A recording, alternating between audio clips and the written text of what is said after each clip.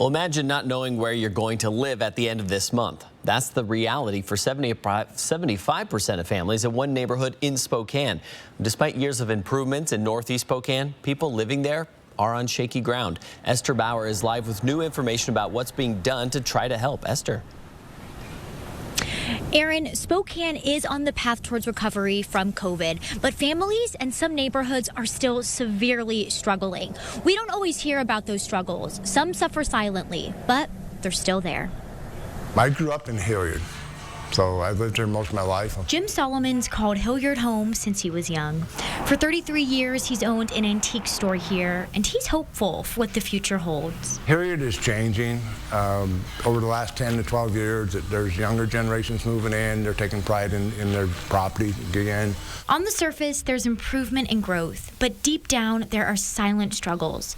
In a recent survey of Northeast families, 74% said they weren't sure if they'll have a house next month. That stress in the home is really increasing right now. A group called The Zone wants to know more about why. Housing affordability has been an issue in Spokane for years.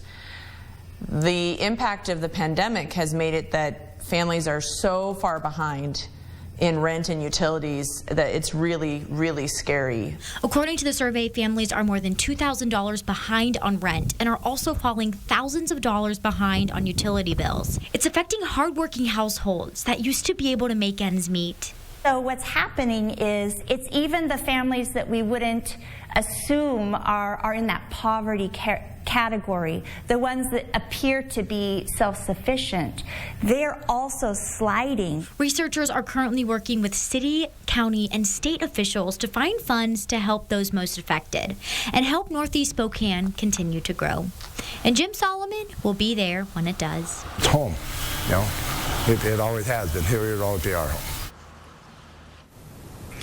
And researchers told me families who they're working with are so scared to say anything or go public with these stories for fear that they may be kicked out of their homes. And those at The Zone are hoping to do more surveys to understand the specific struggles facing Northeast Spokane. Reporting live tonight, Esther Bauer, 4 News Now.